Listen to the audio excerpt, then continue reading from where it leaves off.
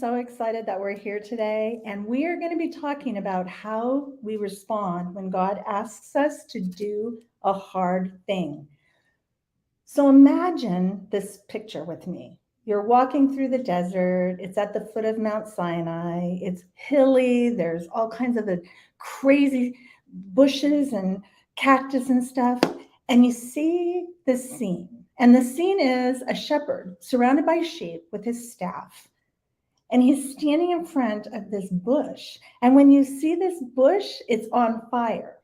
And as you watch this scene unfold, you hear this shepherd having an argument with this bush. Imagine if that was a scene that you came upon. Well, it's a scene in the Bible that taught me how to respond when God asks you to do a hard thing. So let's talk for a minute about who was this shepherd. So this shepherd, Moses was his name. He spent the first 40 years of his life in Egypt as a prince. He had everything that money could buy. Some commentators say he was being trained to take over for Pharaoh. He was the adopted son of the princess who was Pharaoh's daughter. So he was technically Pharaoh's grandson. He became wise in word and deed, we read in Hebrews and in Acts. And what that means is he was trained in both the spiritual world and he was trained in the world of being Pharaoh's grandson. I love the picture because Moses was born as a baby. He was put into a basket because Pharaoh was killing all the babies of the Israelite children at the time.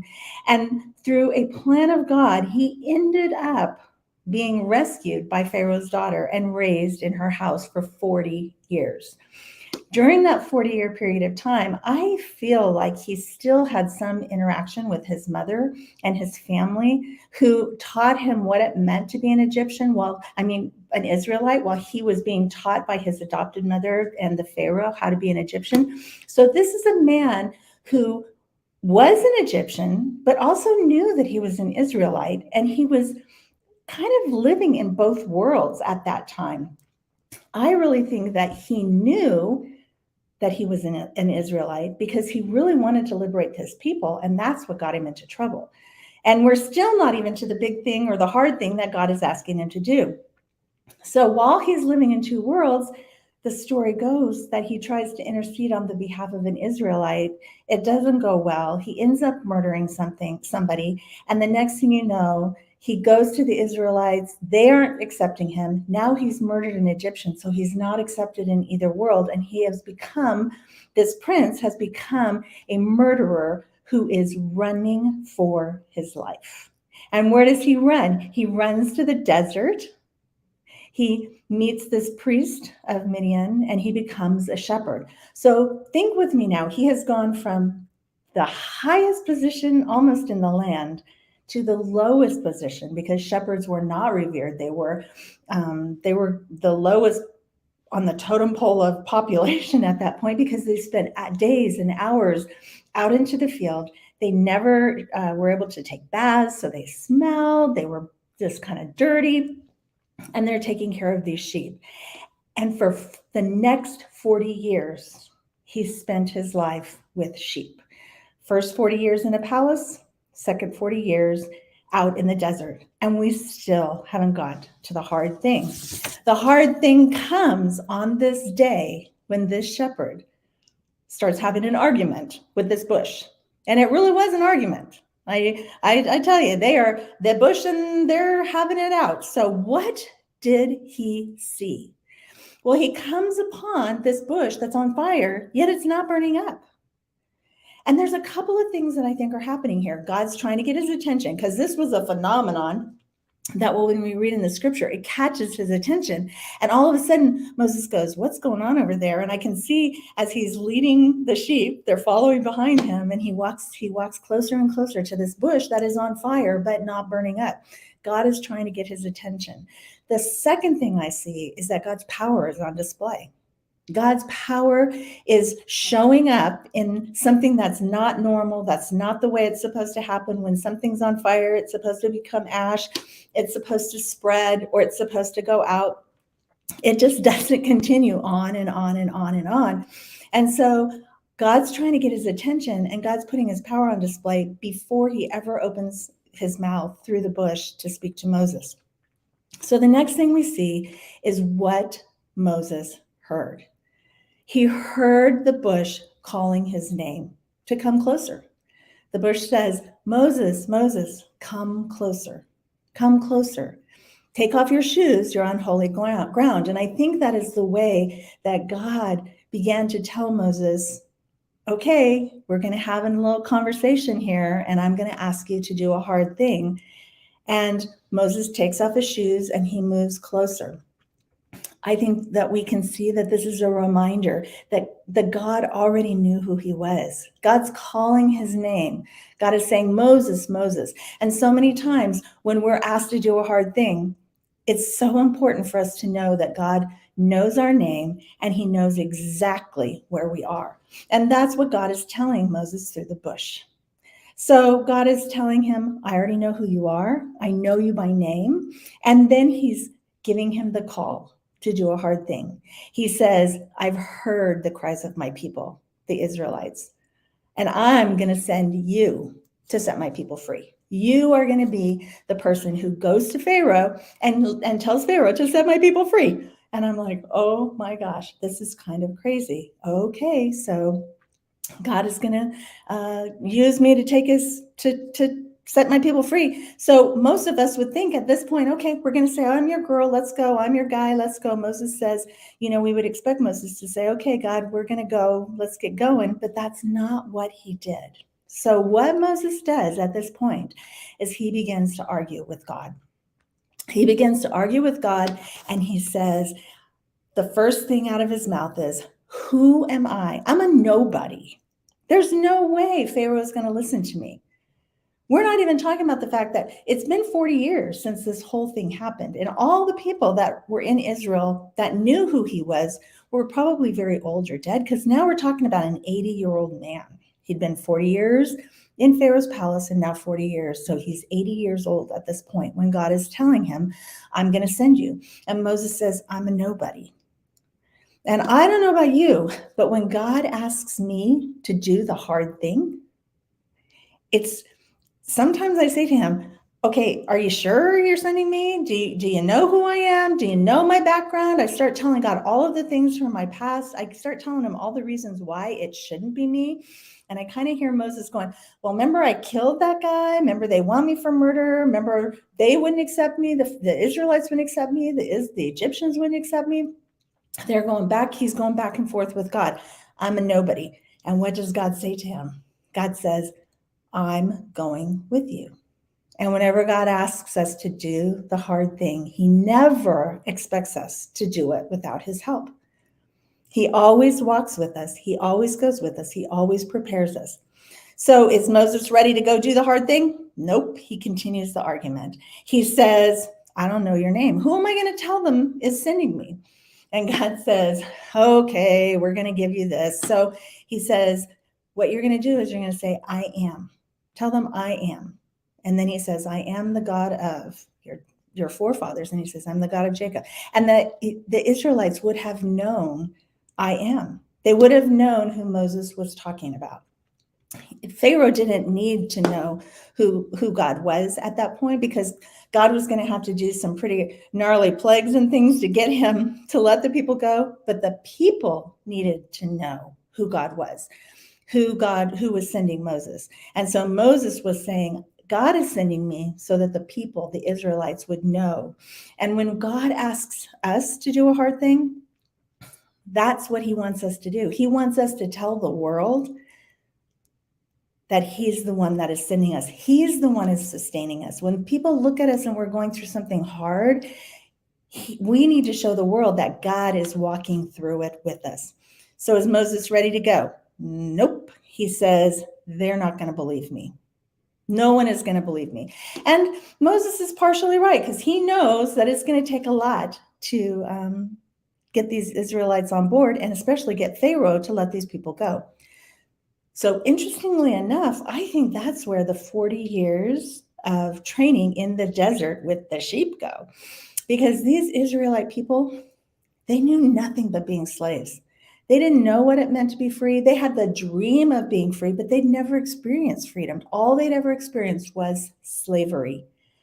And it's a scary thing to step out of the comfort zone of slavery, which sounds kind of crazy, but they were slaves. That's all they knew. And so Moses is going to be asking them to step up and step out of that comfort zone of slavery. And if we look into the future, as we read the scriptures, when they did finally go out into the desert, there were days where they would say to Moses, we should have gone back. We should go back to the comforts of being a slave.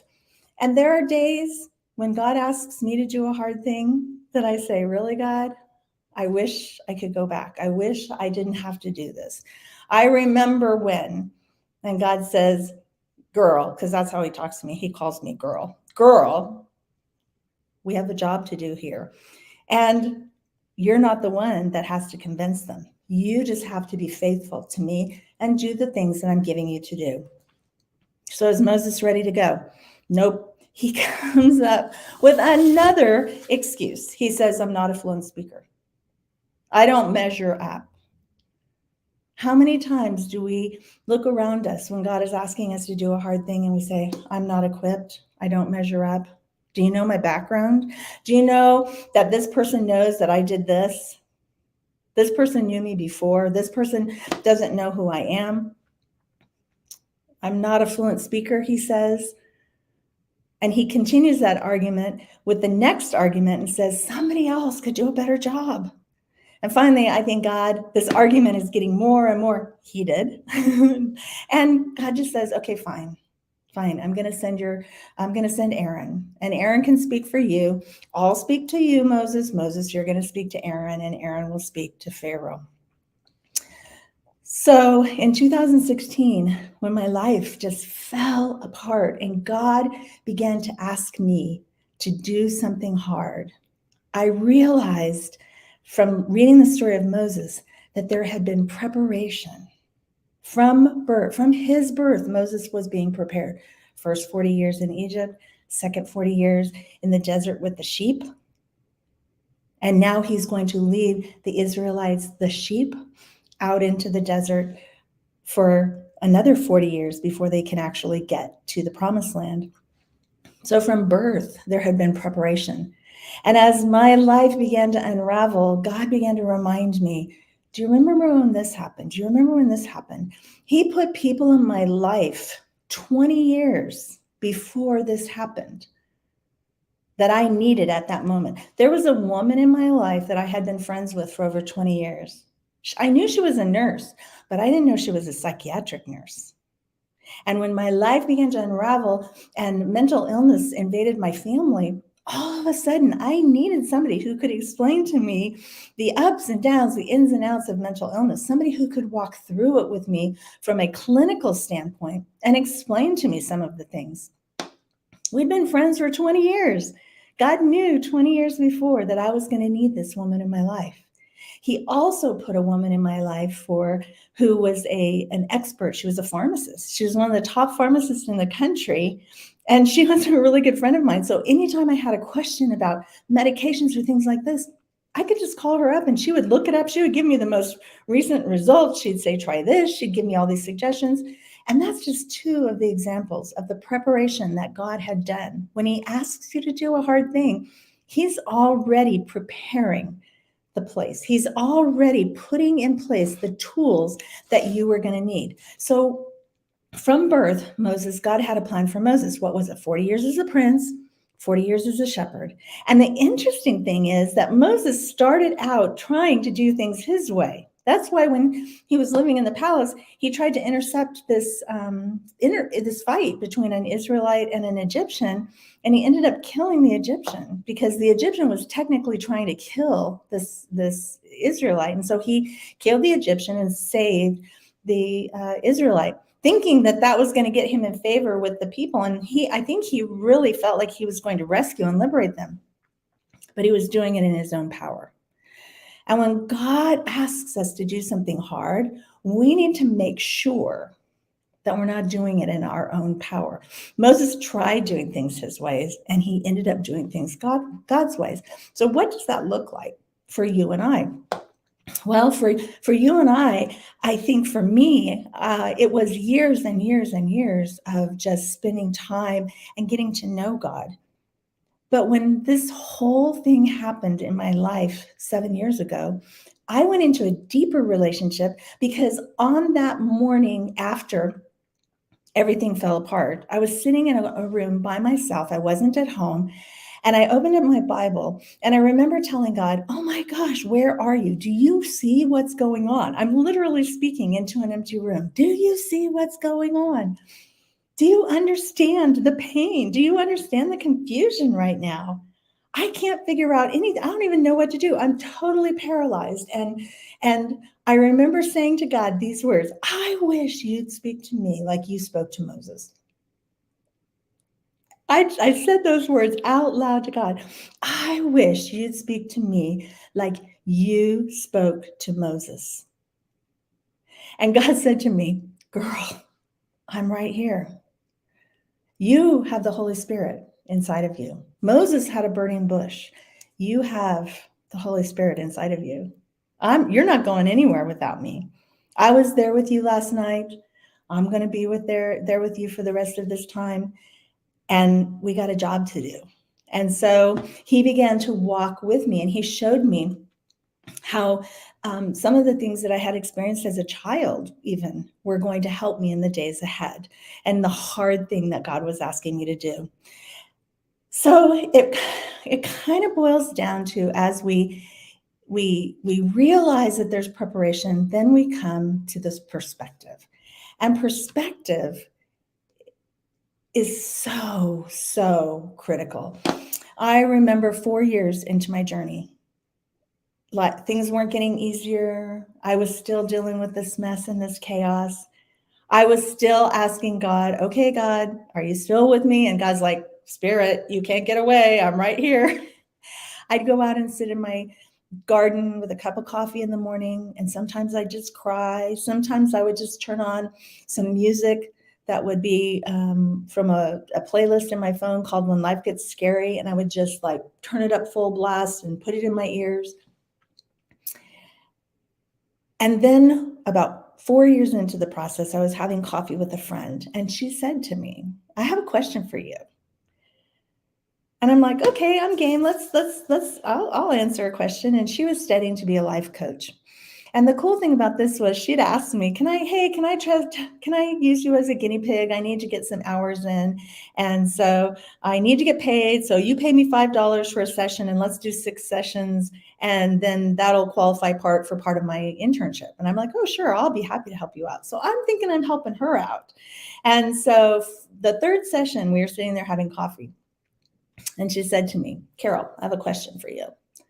She said, you're doing a really hard thing right now. And I said, absolutely. She said, so answer this question. What is one thing you would change about your life right now? And I said, can I tell you more than one? Can I give you like a whole list? And she started laughing and she said, list away. And so I started listing all of the things that I would change about my life if I could. I would change this, I would change that. I wouldn't live with my kids. I would, and I was just like for probably a minute, I'm just telling her all the things that I would change, all the things I'm not happy with. So she finally stopped me and she said, okay, we got that list down. She said, now stop, take a deep breath. Okay. And she asked me another question. She said, Carol, what do you love about your life right now? I made this face because I realized that my answer to the first question was going to change. If I could change anything about my life, I'd just given her a whole list. And now in order to answer this next question, what do I love about my life? I was going to have to change my answer to the first question. Because when I started thinking about all the things that I loved about my life at that point, I realized that they were only in my life because of the things that I wanted to change.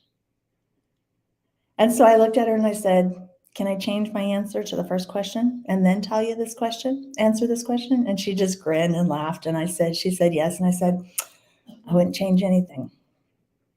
And I said, here's why. Because I love so many things about my life right now. And I'm seeing God show up in so many incredible ways.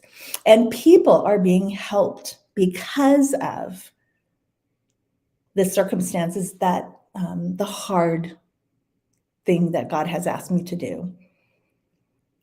I guess I love my life. And so I'm going to just keep living day in, day out. So that was the birth of my book, Are You Ready to Find Joy in Your Messy Life? And I began to write that book, and I began to put into words the messy, hard thing that God had asked me to do, and then to tell people how he shows up in those messy, hard days of my life. And my husband and I have made a pact that we are going to share the messy, transparent parts of our life so that it could help other people. And the beautiful picture that we see of Moses standing at the bush arguing with God shows us that God is big enough to take our questions. He's big enough to take our answers. There have been many times when I get mad and I stomp my foot and I say to God, oh my gosh, do you see what I'm doing? Do you see what's going on? Are you aware? And I can just imagine God just smiling and saying, girl, just calm down. It's going to be okay. I never promised you that it was going to be easy. And just like Moses, when he finally got to the point of saying yes to God, I'll do this really hard thing.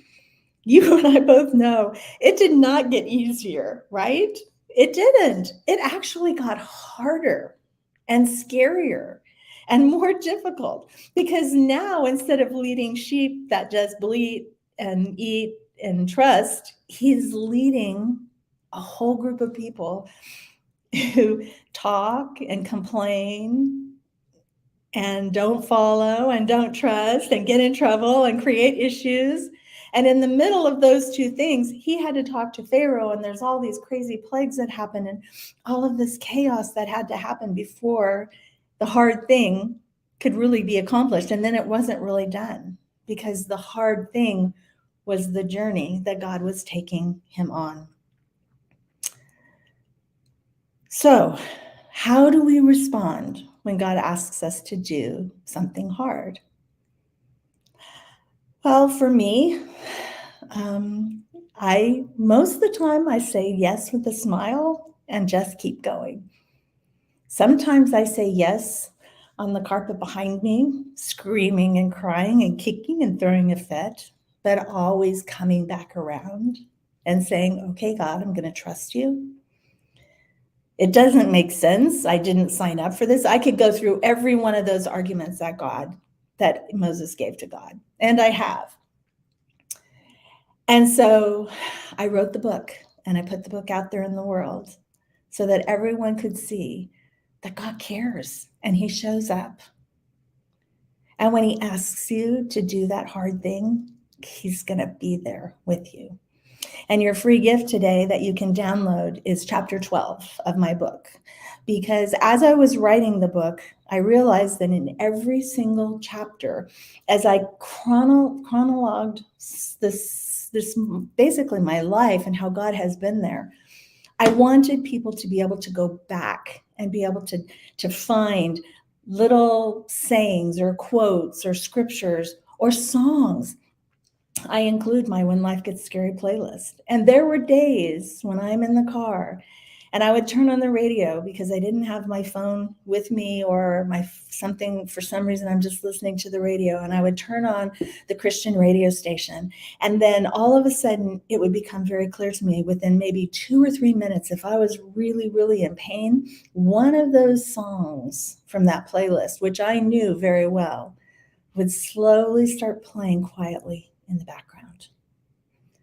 And I had forgotten, it's been a few years, and I had forgotten. And the other day I was in the car and I was struggling and I was having a hard time. And I was telling God, where are you? Why are you not taking care of this? And just kind of venting. And all of a sudden I heard this, girl, hush. and very quietly in the background was my favorite song from that playlist, which is old and doesn't get played on the radio very often anymore. And I just went, okay, I get it. So when God is asking you to do that hard thing, we respond from a place of trust and grace. And I hope that when God asks you to do something hard, if he's not already, that you can stop for a minute and read the story of Moses and remember that he was a shepherd.